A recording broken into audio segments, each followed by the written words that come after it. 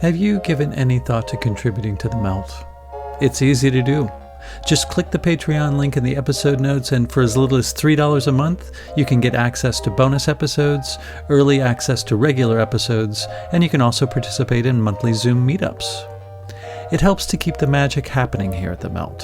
So I encourage you to karmically entangle yourself with the Melt today by subscribing monthly for less than the price of a container of goatee wax, or a prosthetic pinky, or a half stick of DMT butter, or an inflatable casket, or the shrunken head of an Atlantean supermodel, or a woolly mammoth's merkin, or a crystalline replica of Baba Yaga's hut, or a capsule of Sasquatch dander.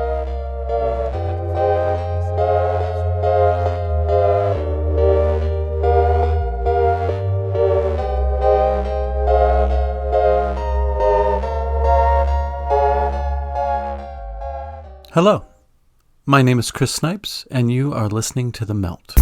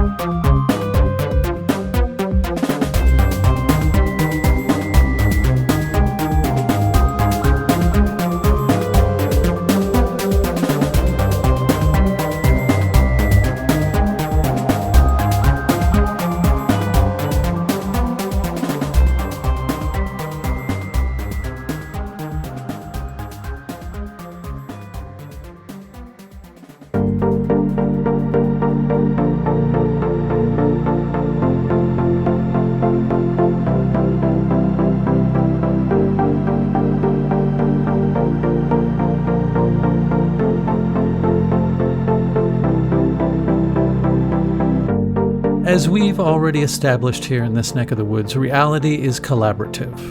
It is not a thing that exists in a vacuum that cannot be affected by conditions and a confluence of elements. It's a spontaneously evolving and morphing interaction of contexts and participants. Every little intersection where a different outcome can be dictated by a decision or an action is navigated, and then that changes and affects all of the elements within a given situation, sending a ripple of nuance in all directions that in turn affect all of the moving parts to a greater or lesser degree. No action or thought is exempt from cause and effect. We are constantly broadcasting mentally and collaborating physically in the improvisation that is what we term this reality. When we realize this, we are one step closer to being fully present and consciously engaging with the world. This also allows us to make better choices that are more likely to bring more positive outcomes for ourselves and others. Like many things, it is a skill that can be practiced and perfected, largely by engaging in situations which make one better at it and which harvest tangible results. Today's guest, clinical psychologist Dr. Joe Gallenberger, researches and conducts workshops on how to affect matter and circumstances with the heart aimed by the mind. I start off the conversation by asking Joe about what brought him to the subjects of psychokinesis and manifestation. I've been a clinical psychologist for 30 years and began to use brainwave technology meditation exercises of Monroe Institute's with my patients, and also became a trainer at Monroe. Been the trainer there 30 years. At the beginning, I was helping Bob Monroe develop a program called Lifespan 2000, and so backing up, their premier program that most people take first at Monroe is called Gateway. And in there, they tell you to expand, explore, experiment. And I was sitting in that group and had the intuition, somebody that was complaining of a headache, if I touched their shoulder, it would go away. So I asked permission and it went away. And I thought that was kind of interesting. And fast forward then to the Lifespan program, we were doing a night where we were using a dice game to practice some of the meditation techniques that we had been developing. And I found myself going into the same energy, wide open heart, warm hands, connected to spirit, grounded to earth, and that I did in the healing of the headache, and could roll what I wanted on the dice, 7 sevens in a row. So that got my attention as a psychologist, because that's studyable. We know the statistical outcomes on dice, what they should be when you have 2 dice. So I went from there to Princeton University, PEAR lab, Princeton Engineering Anomalous Research, as a subject. And we did several psychokinesis experiments, like changing the height of a fountain, bubbles by a random hydrodynamic law. They said make it high for 15 minutes, low, and leave it alone for control. And statistically, I was off the charts in terms of significance there. Another one they had was a computer picking pixels out of 2 pictures, kitty cat and pyramid. And if you had zeros, the computer picking zeros, it'd pick a pixel out of the cat picture, for example. So you say, here, kitty, kitty, and you think to bring that picture in, lock it clearly. And I did that at 30,000 to 1 by chance. So I left that lab knowing PK or psychokinesis is real and that I could do it. And that really intrigued me. I wanted to get a black belt in PK then, because it was such a wonderful energy to be in, so much fun. So with that, I decided to go to Las Vegas because of the dice out there and slot machines. We know the statistics, and did that for a year or 2, and then started teaching people groups. And in fact, Chris, we did 99 groups out there called Inner Vegas Adventure before COVID hit, right before our 100th workshop. And we're looking forward to starting again in the fall. But we had, the thing that intrigues me most is this being able to grow seeds in your hand in a few minutes, getting 2 minutes, getting root growth of 1.5 inches, lighting light bulbs with your energy and measuring 400 volts off your hand, bending metal, rolling dice in patterns, affecting slot machines. All of that seems related to healing energy and also manifesting in our life. It's the same energy, very high energy.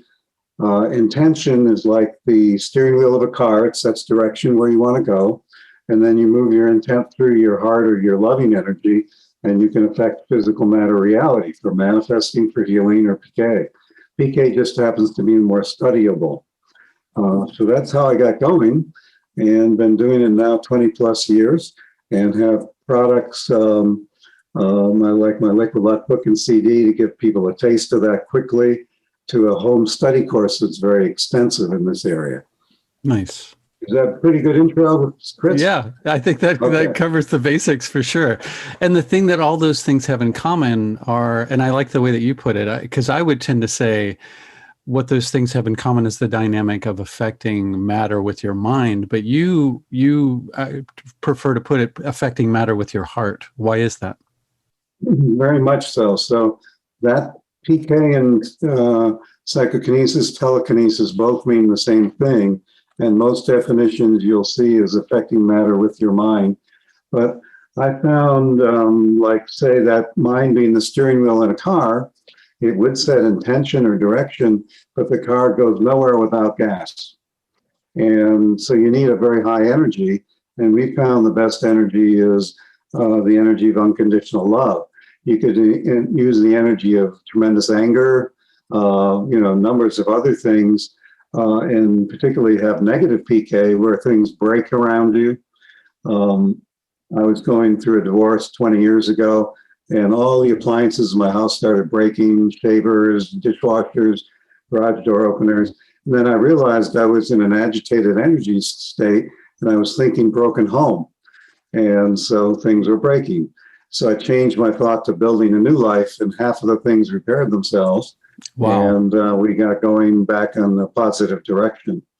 So one of the reasons I got in this I didn't mention is my brother committed suicide many years ago, 25 years ago or so. And he was a very good man, intelligent, responsible, handsome, hardworking. And I couldn't understand how that bad a thing could happen to a good person. And I realized that he did not feel deserving of goodness, and he had a lot of fear. most of it coming natural. Being jobless for a year, it's natural to fear unemployment. And so pretty much this life's work has been based on helping people who might be in a loop of fear, and they're manifesting and doing, if you will, negative PK and negative healing, in the sense of creating illness, creating turmoil in their lives without knowing what they're doing, that they're doing that consciously. So it's with quite a bit of compassion toward folks who are struggling that I tried to outline how you can get out of that and use psychokinesis, energy healing, manifestation in a positive way. And something like the movie The Secret that just talks about visualize and it'll be so, that's that affecting matter with your mind, I think misses the point that you need the right energy and you have to handle unconscious beliefs and emotional patterns that might be in the way. So in our culture, for example, we got to believe nothing good comes easy, no pain, no gain. How can you do instant healing with those beliefs? Sure. Many of the people I talk to in the spiritual community, if you will, are wonderfully heart open and they're going along well in their spiritual quest, but they have trouble financially or health or relationship wise. And what's missing is they're not grounded. They're not fully 100% wanting to be here in the present moment on this planet at this time. So we look at things like that. And when those things are shifted, then you see the kinds of results that the movie The Secret talked about. So we're looking at not only intention, but energy. And then within energy and belief, are there any limits? Those spiritual people I talked about, often I'll say, how many of you are seekers? And the whole audience's hand will go up. I say, wouldn't you rather be a finder? It's a different energy. For sure, for sure. Even a belief like that we would think might be a good belief, hey, I'm seeking for spiritual wisdom and knowledge, could be in our way compared to the more elegant belief that I'm a finder. Does that make sense, Chris? Absolutely, absolutely. So we're all manifesting constantly. It's just a matter of maybe harnessing that or directing that with a practice maybe, or in your case, a meditation, to try and direct it in a conscious, present way, right? Yes. I would say, though, for many people, the manifestation is pretty random because they're thinking a combination of negative and positive thought. And so I use an image of a barometer, if you will, where if you are 80% in fear and 20% desire, you'll probably get exactly what you don't want. If you get to 50-50 desire and fear, things will come in chaotically, a mix of good and bad. As you get to 60% desire, 40% fear, things that you want begin to come in, but slowly and with glitches and problems. But they are coming in. As you get to 80-20, then synchronicity, serendipity start coming in.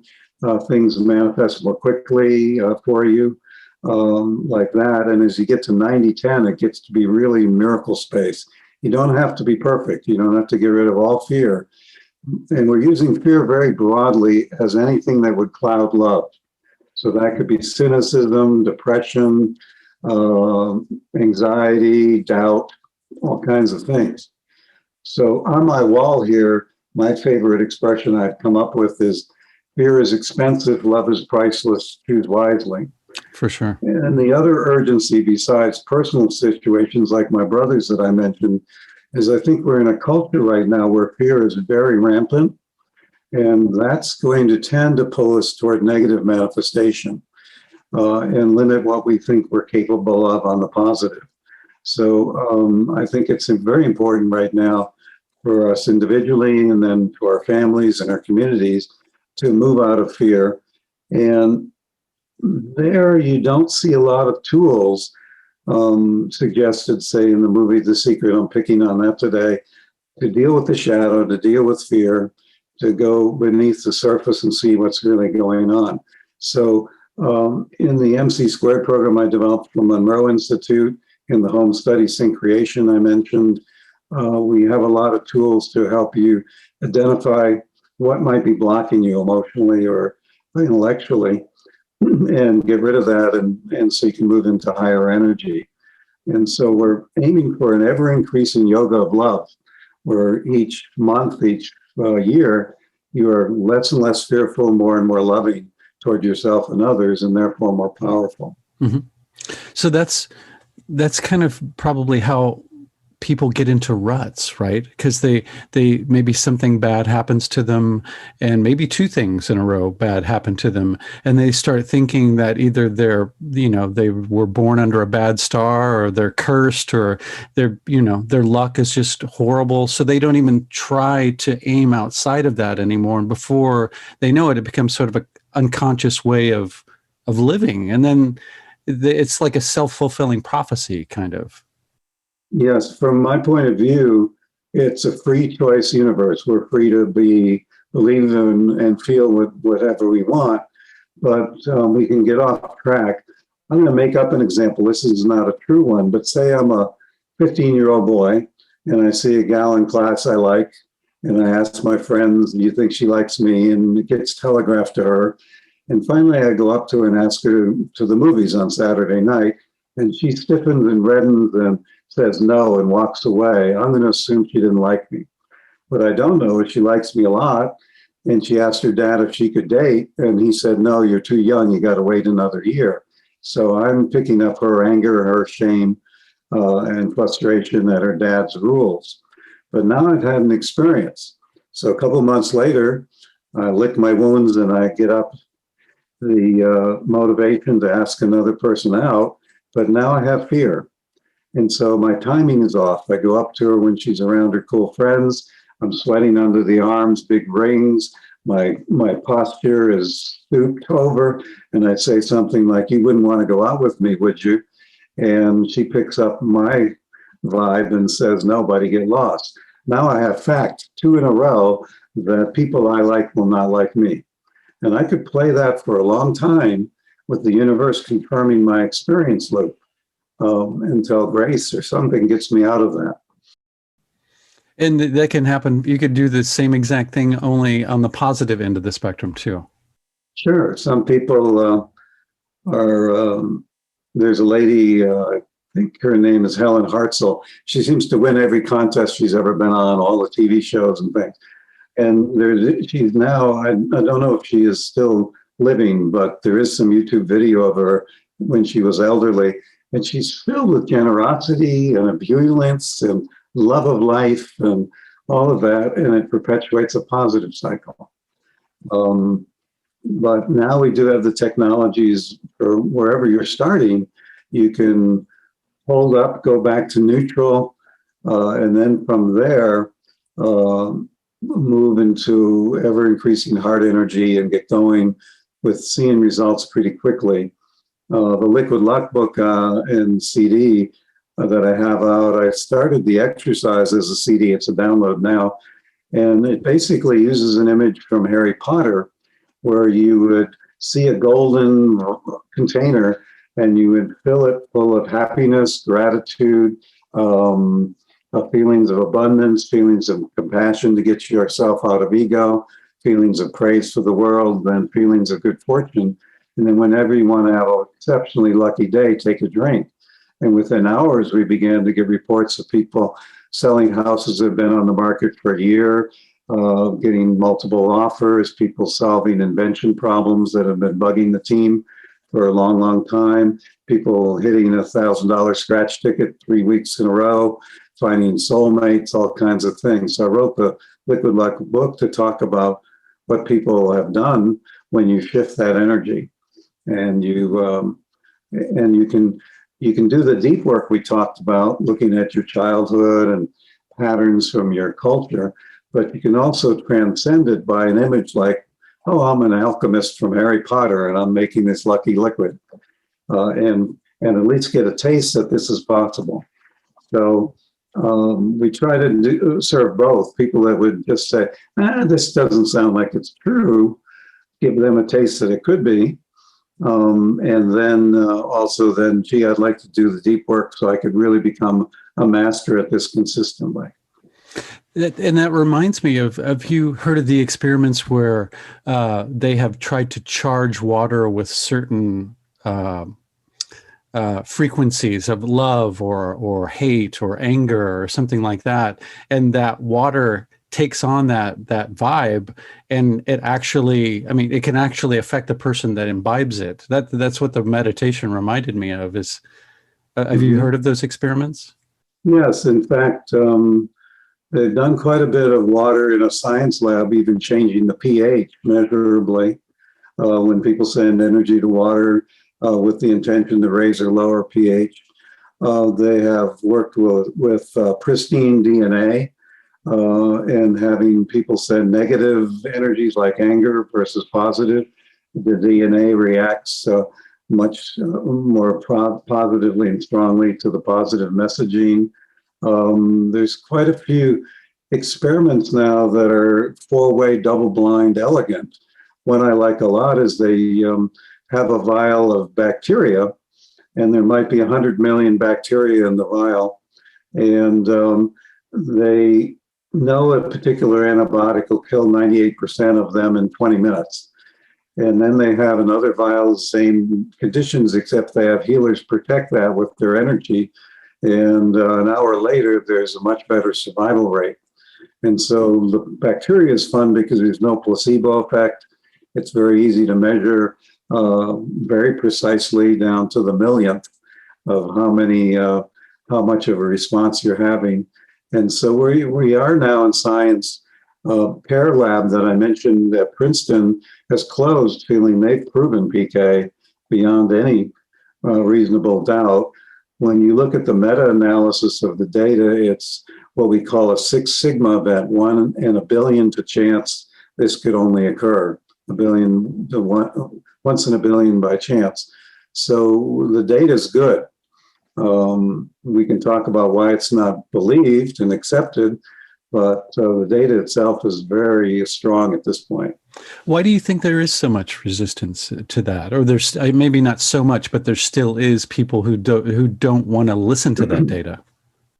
There's a good book by Chris Carter called Science and Psychic Phenomena, Fall of the House of Skeptics. And his experience aligns with mine. There seems to be a coalition of fundamentalist religious who feel this could be of the devil, and so they don't want to look at it. Materialistic scientists who do not want anything spiritual, they're still in Newtonian physics, and so they don't want it. And they have the ear of government.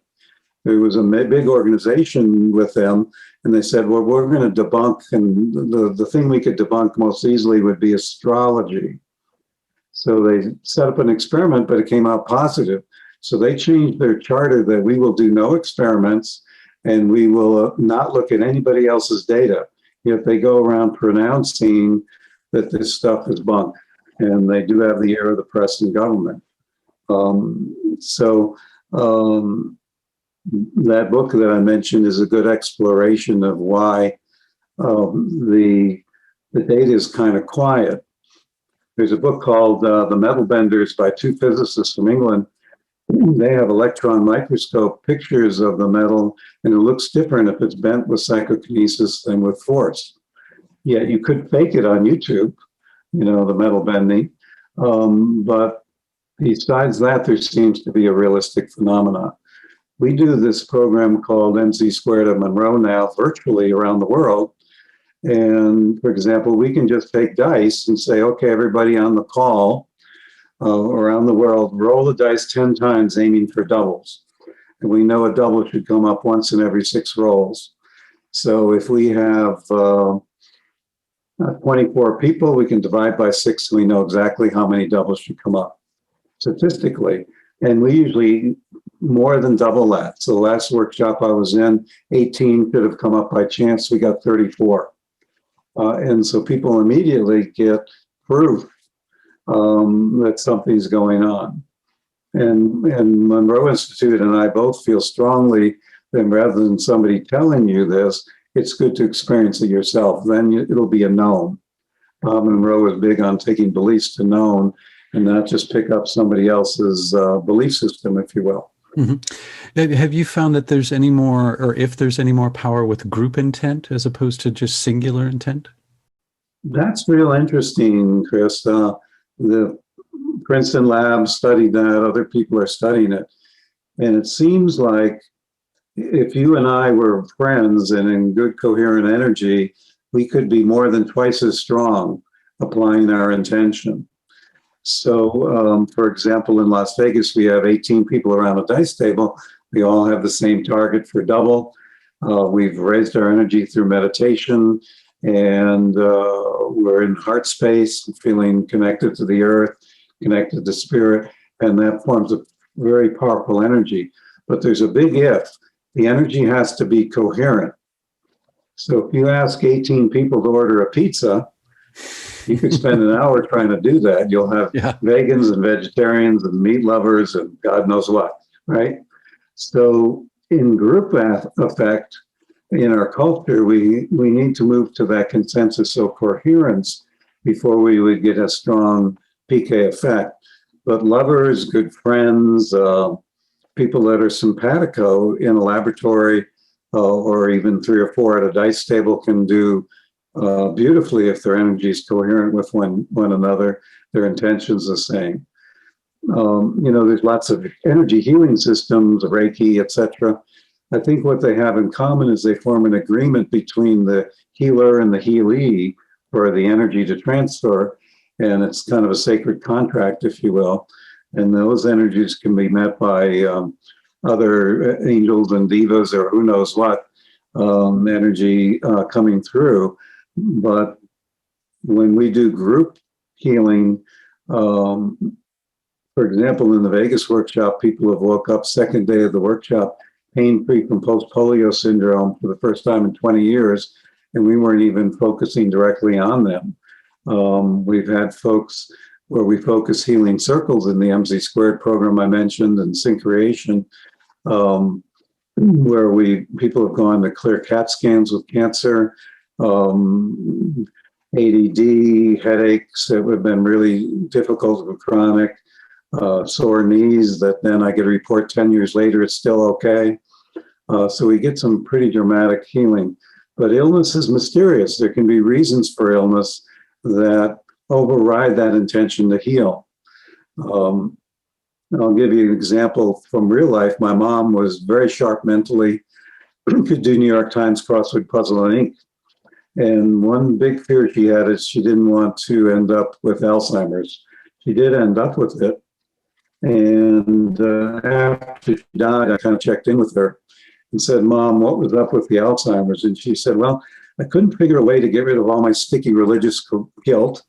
And so I thought I'd forget everything. Wow. Your dad and I had been married 64 years, and I wanted him to learn how to cook and clean, make new friends, get a whole new life going before I died, because if it had been a shock, he might have followed me and he had more to do on the planet. And so she gave this really elegant reason for having Alzheimer's. Yet from our ego mind, it would look like a tragedy. Yeah. So exactly. when we approach healing, we have to be in humility to not make judgments about what might be best outcome. But often a third to two-thirds of the time, we can get a good shift, good movement using the PK type energy. How do you explain, not that there is a definite explanation for it, but that these healings occur, say, in the inner Vegas workshops when you're not even aiming or intending to heal anything? I think people are coming with the intention to be shifting into a whole new energy pattern. I do an interview with everybody coming. I'm not interested in anybody trying to make a killing in the casino. But energy healers, day traders, people interested in energy and intuition, they get attracted. So they're all excited. And then we do these deep meditations to open the heart and to join our energy as a group for a very loving purpose. And sometimes we do, have an intention to send it to a particular person in the group at their request. But just that very high energy of psychokinesis tends to really shift things for people. And I think sometimes their own guidance or intuition brings them there for things that they may not even be aware consciously they're needing and wanting. They may Sure. go to learn PK on a dice table or slot machine, but their spirit says, hey, I can use this for other purposes, much like people come to Monroe Institute for out-of-body work, but often find connection with guides and other kinds of things are as important there. But with that good environment we create, it's a very high energy. Some people report being able to see through physical matter, hear angelic choirs singing. The whole casino changes in perception. That's another way you can see where your energy is. If everything looks ugly, you're in low energy. If it's kind of dull, you're maybe in average energy. As beautiful flowers and sunrises and sunsets get beautiful, you're getting into higher energy. As you go even higher, things like an ordinary desk or chair begin to look like they have their own beauty. As you go higher, you begin to see energy patterns around the mountains than around people. You might be able to see their auras. And as you go higher still, that's when you begin to see through matter and things like that. So there's an energy spectrum, and you can see where you are now. And if it's in fear and negativity, first thing to do is change your energy before you even try to heal something or try to manifest something. Boy, how to word this? In relation to all of this sort of energy and this dynamic, do you think that it's matter that is malleable, or the juxtaposition of matter that's malleable, or both? It's a deep philosophical one. The Pear Lab I mentioned, PDAR, if you go online, they have a lot of theoretical physics articles about how this might work. And in fact, it might even be required that it work for quantum physics to hold together. But basically,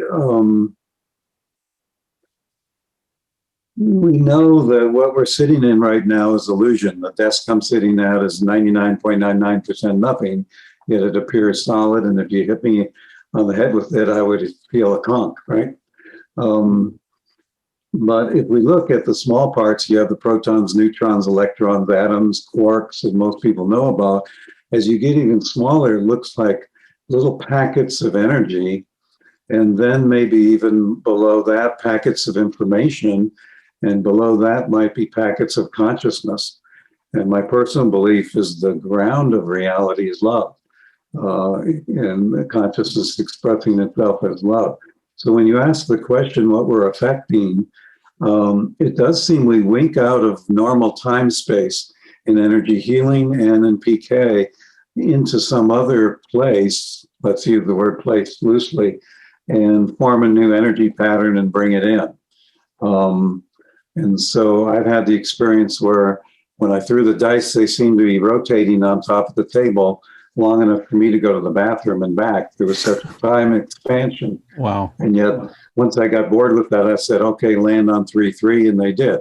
And but in healing methods, you usually have intention to heal, and then some distraction from regular linear time, such as the 2-point technique in matrix energetics, or rapid eye movement desensitization, moving things in front of the eye, or tapping the shoulders. So you have an intent, and then you distract from the intent to allow an opening for this energy to flow. And is it energy or matter? I think they're probably the same thing. In a denser or slower vibrating form, it becomes matter as we would know it, usually. But there's an old book from Egyptian times called the Kabbalion, Middle Egyptian times, and it says, the first truth is everything is real. The second truth is everything is illusion. The third truth is the biggest mistake you can make is deciding either of those is truer than the other. It points to the paradoxical nature. But if you think that the physical world is really big and strong and solid, and the spiritual world is airy-fairy, it's hard to move the mountain. So one of my affirmations is the physical world is changeable, the spiritual world is solid, constant, and real. And so from a feeling of strength and solidity and spirit, I can then change the dream that we call the physical world. Is that a little too deep, or are we good? No. I'm all about the deep for sure. Absolutely. No, Okay. that's a great answer. Fantastic. Uh, well, as far as manifestation is concerned, does specificity have a role in that? Is it good to be specific, or is it better just to be a little vague? There, I think it's a little, it's a dance that, takes a little skill, and it dances within a paradox. So I'm going to give you an idea. Sitting at the computer, and I think, gee, I'd like to take my wife to Paris. It's one of the prettiest cities in the world, and I love the Van Gogh Museum there, Musée d'Orsay. I could sit in the Van Gogh room for hours and just enjoy the paintings. So I think that, and so I put that out as a manifestation, this or something better. And it's clear enough I could taste it, the Van Gogh room, but I'm open to something better. I get an email, this is a real story, that day saying, would you like to train a program in France? I say, yes. I said, gee, I'd like to go over first class round trip. That would be fun and romantic. By the end of the day, I had tickets, free round trip, first class tickets from a guy who thought Delta was going out of business at that time, and he had millions of miles. He ended up, there's something better, to be a business partner and a deep friend for many years. I went over and did the workshop, and we had a couple weeks after that touring the country in a way the tourists couldn't see by the kindness of the host of the workshop, and ended up with doing a couple dozen workshops in Europe, including one in Germany where we did a big healing around the Holocaust that we didn't expect to do, and another in Cyprus where we had 13 countries and some of the people familiar with the negotiations between Greeks and Turks over there as they try to resolve their conflict, and seeing how these meditations might help that conflict resolution going. So that's the something better. When you say that, you put yourself in service of the universe, and it may get you the car you wanted or whatever it is, but in a way that you grace many other people's lives and maybe grace your own life in a way more than you had anticipated. So I don't want to be too specific, like it has to come next Tuesday, and a lot of people may say, well, on abundance, I'd like to win the lottery. And first of all, that's very difficult because a million people are thinking different numbers, so we don't have that coherence. But second off, if they said, I'd like the financial flow I would have from winning the lottery, but I'm willing to be of great benefit to the world in order to do so, they may come up with an idea that over the weekend on the internet, they make $1 million, but they also benefit a lot of people. There was a guy I met, he's quite wealthy. I asked how his kids were doing, and his son was a pimply, shy adolescent guy working on repairing a car. And he just started a blog or an internet something where he talked about his anxiety about dating, friendships, difficulties with parents, and challenges in school as he repaired the car. And he was pulling $100,000 a month. And it was of great benefit to many teenagers and probably saving a lot of teenagers from suicide and other things. So if you said, I want a new house, Chris, I'd say, why? Do you want a deeper sense of home? Do you want to have a sense of refuge? Do you want to have a place where people can come and congregate so it has a bigger living room? And there may be other ways that would come about rather than just buy a house. But in the house itself may be a totally legitimate goal, but it's good to know why you want it. Sure. Yeah, that totally makes sense. Being present in your intention. Yeah, and then be real excited about it. Like, when we were kids, we'd have this wide open hope that Santa would bring us a gift or a birthday. And the universe likes that kind of hope. But as we get to be older, we often break that kind of energy because we're afraid we will be disappointed. And you have to go back to that depth of trust. A good way to do that is to remember how you're already abundant. The abundant beauty of the human hand and the miracle of all it can do. The abundance of beauty in nature, the pets in your life that you've had, the books that you've read, hopefully friendships and good health. And you see that all as a big sundae, if you will. And then what else you would like to manifest is just the cherry on top. So you're entering into the manifestation energy, feeling abundant already. And what else you would like would be this cherry or something better, whatever the universe feels is appropriate. And that can give you quite a bit of power. Which that's a kind of a tricky place to navigate too, I would imagine, for some people, because probably maybe what brings them to want to do something like manifest may be a desperate situation or maybe a hardship or something like that. But you say that it's better to not come from a place of lack, but correct. Yeah. Okay. So if you can leap over that by a simple 30-minute meditation like Liquid Luck, great. You need to go more depth. The home study Sync Creation comes with 3 personal coaching hours with me, lots of meditation exercises with these brainwave techniques to get you into meditation quickly and deeply.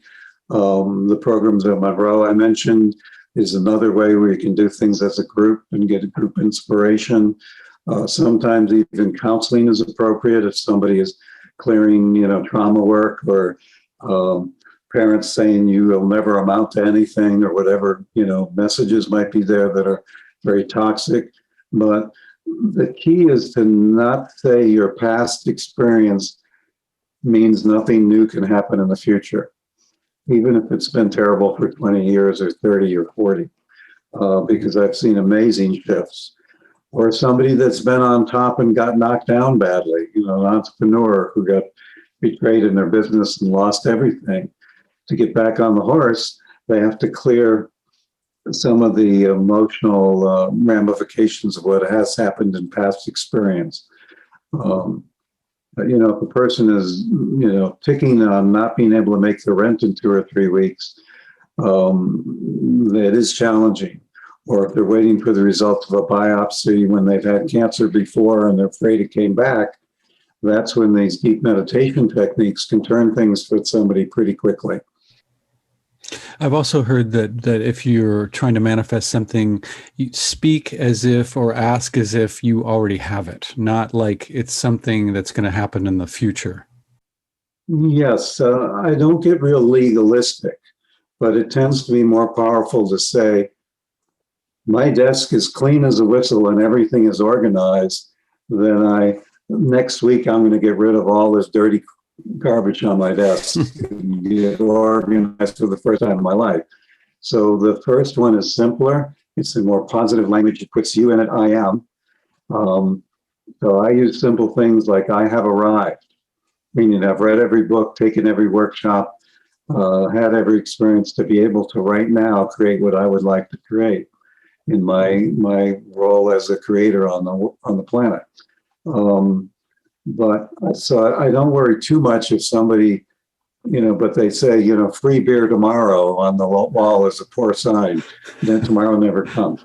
So it's good to imagine it now and imagine the emotional and physical and intellectual benefit of it being here right now and how it benefits others, not just yourself. So if that were to be not allergic to weeds anymore outside, you could see yourself breathing clearly, filling your lungs with air, your eyes are nice and clear, so you're feeling comfortable outside. Therefore, you're more motivated to take walks, which helps you lose weight. And it also makes you have better time with your kids and family and partner because you can be outdoors without having to worry about the allergies. And you might even put in there, is this appropriate? Is there anything else I need to know? And I've had somebody do that and remember a former life where they were attacked by lions in the Christian Colosseum in Roman times. And once they got in touch with that memory, all the allergy went away.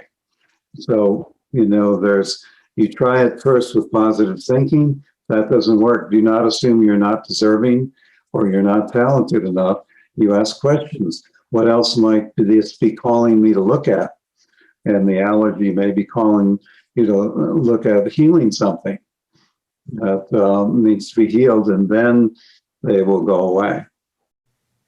What do you think that there are really any limits to these practices? I mean, really, is our imagination the limit? I mean, I maybe think, not levitating a building or anything. Well, from my point of view, Chris, everybody's got to figure out themselves what they think. Sure. I think there is a grand oneness of consciousness or being. And in order to have individual experience, we need to move into illusion. And so first, the illusion we pick up is the illusion of separateness. Okay? And then we might pick up the illusion of time and space. Okay? Those, I think, can be transcended in deep meditative states and other experiential states. If one transcends the usual beliefs about those illusions, I would be reluctant to put that there was any limit whatsoever.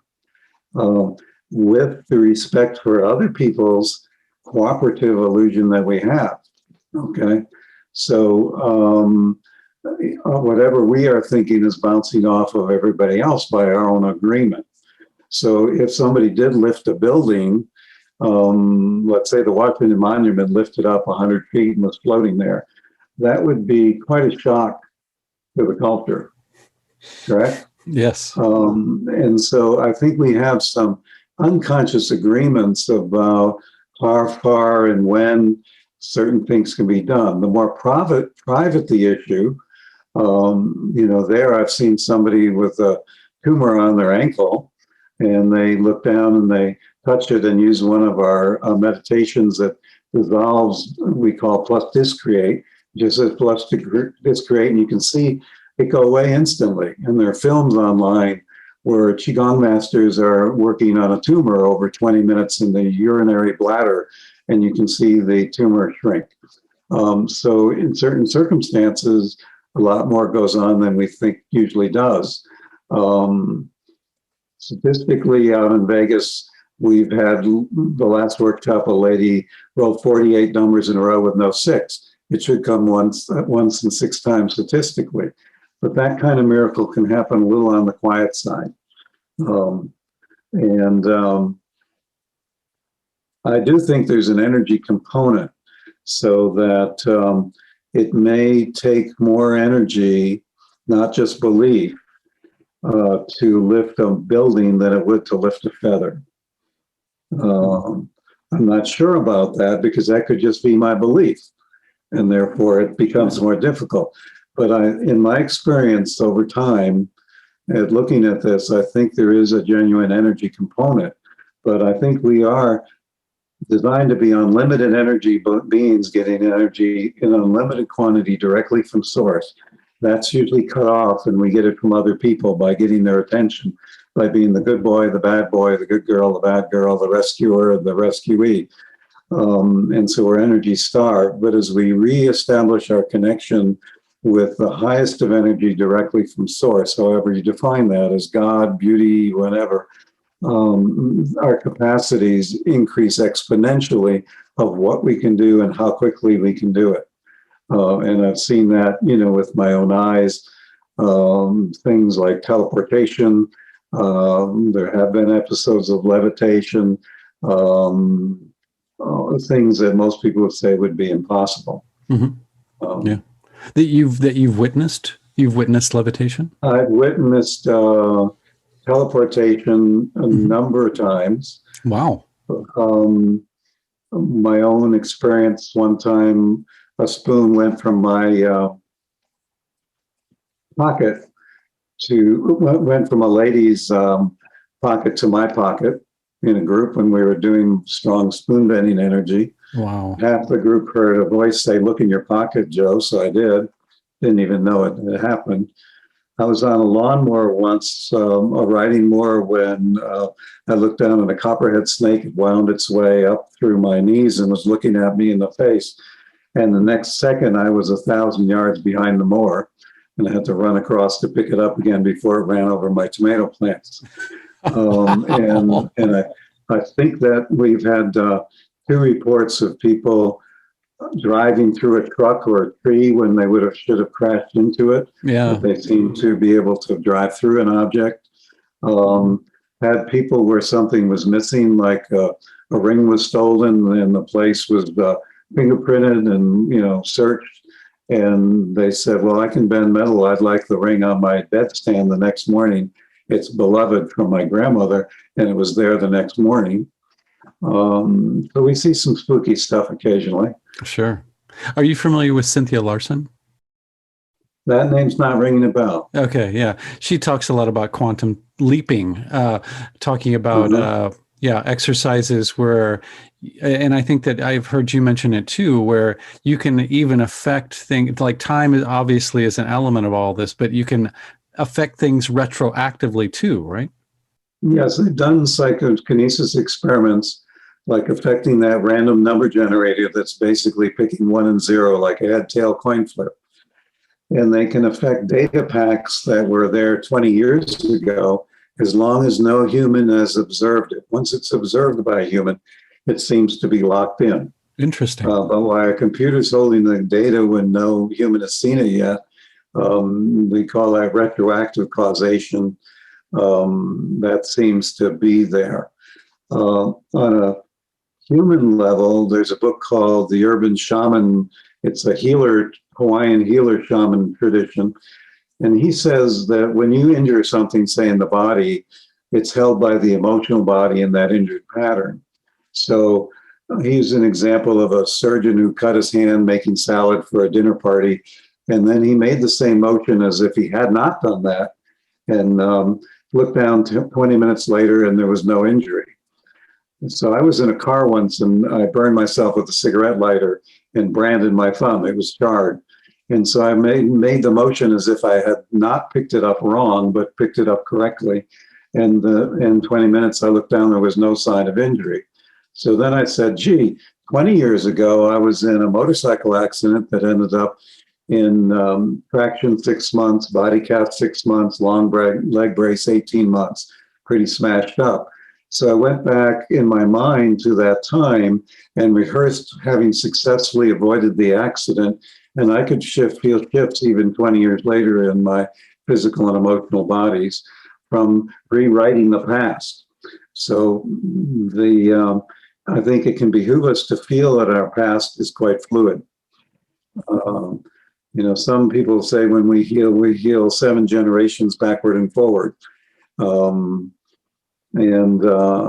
We've had some reports of things that seem like that appears to be so, where somebody whose grandmother's still alive heals something unbeknownst to her and something changes in the grandmother.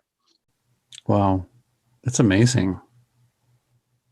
Again, it's just the limits are really just what we can aim our mind towards, or our heart. That's pretty incredible.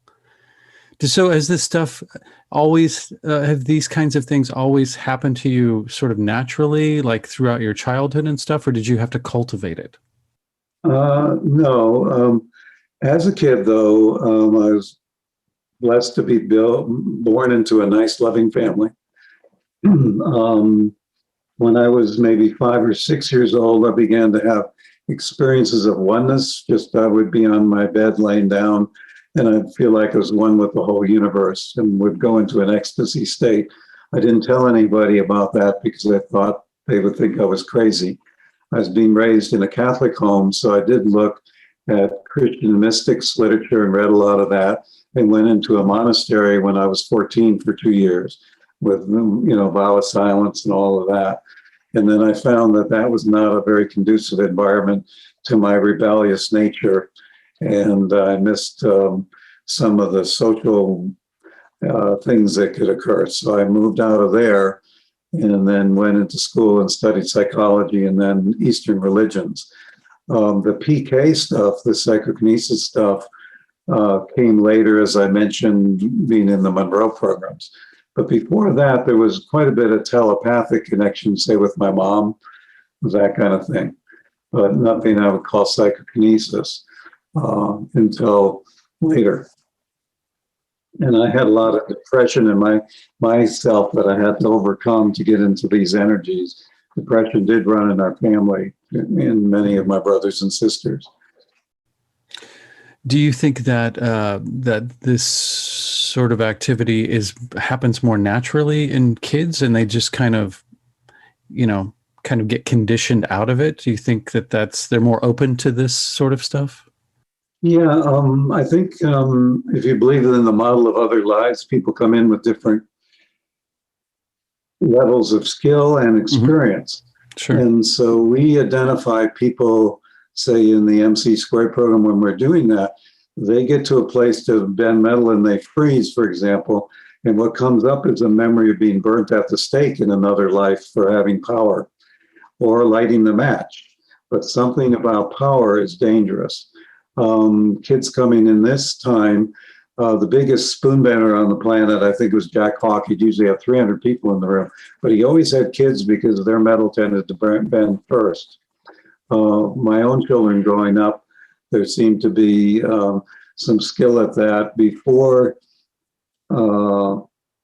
adolescence, and then a surge right at pre-adolescence for many, particularly women, that people might call poltergeist activity, things flying around and in that hormone storm. And then usually teenagers will constantly shut that down because they don't want to appear different. In China, they raise kids they pick kids out of their parents' places. They find the kids from the country do better than the city, and they raise them to be able to feel things are possible.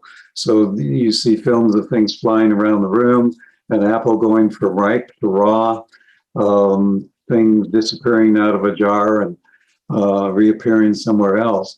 And they find for most of their subjects that gets lost in adolescence. But then some continue till adulthood, but it's pretty rare. But we find that you can reignite this stuff in adulthood, under proper circumstances. But you have to overcome self-consciousness and fear of failure and looking stupid and fear of ridicule. And so people start the workshop, Joe, I'm afraid I won't be able to do this, and everybody else will. But if you go deeper, they're afraid that they will be able to do it. And to bend metal with their mind, for example, would change their entire belief system about power, their own responsibility in their life about what they create, how the universe works. And so it's a belief system challenge to do some of these far out things. And kids don't have that problem, if you will. But adults, often they have to be willing to adopt an attitude of temporarily suspending disbelief and allowing things to come in. And group support can help that happen, or meditative tasks, exercises, but still it can be challenging to leap too far. So, if I said, hey, you want to win $10 million or $100 million tonight, most people within the first 10 minutes would go to, what would the taxes be? Would somebody kill me for the money? How would I judge who's really my friend? There would be all of this lack of clarity in the energy. Sure. And so it's better to say, I'm willing to go down to the store and get $1,000 scratch ticket for Saturday. That for most people could be acceptable. And then, I wonder how it'd be to do that 2 weeks in a row. That would be acceptable. And so you approach it at a place that is comfortable enough that you don't put yourself into a psychological emergency about changing beliefs too rapidly. Mm-hmm. Well, there's I don't know. I don't think that the Monroe Institute deals with anything psychedelic, any psychedelic studies, but I wonder if there has been any studies done or people have had experiences with psychedelics that have opened them up or introduced them to this dynamic and being able to work with it more. Have you heard anything about any of that? Yeah, the nice thing about Monroe is Monroe Institute has no dogma. So it attracts fundamentalist ministers, Republicans, Democrats, people from all over the world. Cool. People that use ayahuasca and other psychedelics, people who would think that was horrible, people that do just about anything you can think of. Within the interviewing of people over 30 years, it seems to me psychedelics can open up channels very rapidly within minutes sometimes. I would say it's highly important to do that in the proper setting, which could be now in the United States. In some labs, they're approaching these things again clinically. Sometimes shamans with great reputation. What I do tend to see is if somebody repeatedly uses a psychedelic like ayahuasca, sometimes that results in a dulling and a depression. Even with when I began PK, it seemed like we were running energy so high that it was affecting the dopamine centers of the brain and maybe depleting them. And so for a while, it was this bouncing to very high energy and then down, back and forth, until you learn how to integrate these more into your daily life to have that continuous flow of very high energy. But so I would be saying psychedelics can open things. I don't think they're necessary. I think you can go anywhere there without using them. Sure. But they can be quite productive to many people as the way they got in this. Other people coming to Monroe get in from a personal crisis, a near-death experience, the death of a child in their family, something that causes them to go on a path of seeking and finding. But often the next layer is, hey, I'm 40 and I've made my money and I've raised my family. And what else is there? I'm going through a kind of a feeling of just life should contain more than this. Another time is after the work life at retirement. What do I do for the next 30 years? But psychedelics are one thing that causes people to knock on Monroe's door, not to have them there, but the opening causes them to begin an exploration. Mm-hmm. Yeah, I could see that being too much too fast for some people. Mm-hmm. Or maybe others, it might be just right. But yeah. I would be, I'd behoove you to really be careful because it's become popular enough. There are a lot of, let's call it charlatans. Sure. Yeah. Or folks of genuine desire to be of help, but their layer of experience and spiritual development still allows them to be ego-driven more than they might care to admit. And so you get gurus of many kinds, not just Eastern religion gurus, but folks who may have been very positive for a while, but now power has gotten to them or whatever.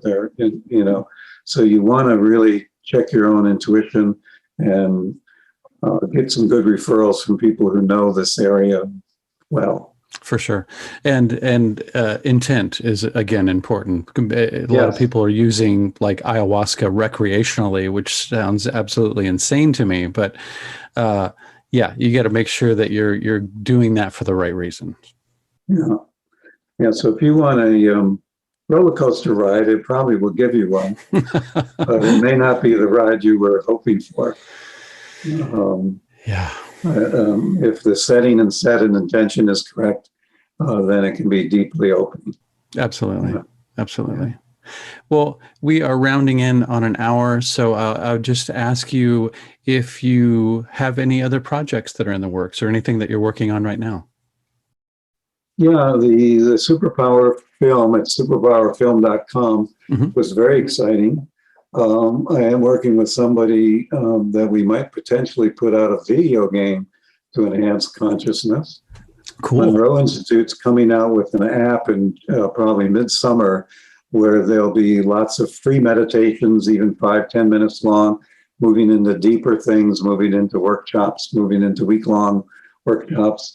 And I am scheduled to do several workshops with Monroe this year virtually, and then virtually and residentially in 2022. As I mentioned, Inner Vegas Adventure is opening up. So if people would like to know, going to SYNC, then the word creation, CREATION.com, there's lots of free articles there under previous newsletters about PK tips for healing, for manifesting, those kind of things. And you'll see schedule of things coming up. I'm looking forward to starting international travel to do workshops again. And so just excited to what might be coming up, and always open to things like the offer to do this show and see where it takes me. Fantastic. Well, I appreciate you so much for taking the time to sit down and chat about this stuff that I find highly fascinating, and there's so much positive potential in it too. I think what you're doing is really helping people to get in touch with that, and I encourage everybody who's listening to go to the website and check the stuff out. There's even meditation CDs that you can download directly from the site. You don't have to order it through the mail, right? Yes. So Yeah. I have I've talked about the power of love, and also I have a heart series, the healing heart, abundant heart, ocean heart, forgiving heart, that a lot of people is a nice place for them to start. The healing one is into healing into full potential. So it could be a sore knee, but also healing a psychological issue, or healing into your full psychokinesis potential. And they're under $20, and they're there as a download. So they're very easy to get a hold of online. And the books that I have: Inner Vegas, Creating Miracles, Abundance, and Health; Liquid Luck, Good Fortune Handbook. And I did do a book on what happens on the other side after suicide, called Heaven is for Healing, that many people might find one of those books useful. They're on Amazon as well as my website. Fantastic. And on Audible and Kindle and all that stuff. Cool. And maybe in 10 years, it'll be a holograph too, and then Yeah, virtual reality. No, yeah. I'm just Chris, kidding. did you get a chance to listen to or catch any of the Liquid Luck? I did. It was amazing. I can't wait to do it again. It's been a really busy week, but this weekend is going to be very slow, and I'm going to do it at least a couple of times. So yeah, Excellent. It was amazing. Yeah. And I'm going to get my headphones on. That's how it works best. Absolutely. Absolutely. Thank you so much for that. You're welcome. Right. Well, we wish everybody a wonderful rest of 2021 here. Absolutely. And thank you so much, Joe. And perhaps we'll chat a little later on down the line. Sounds good, Chris. Bye-bye. Take care.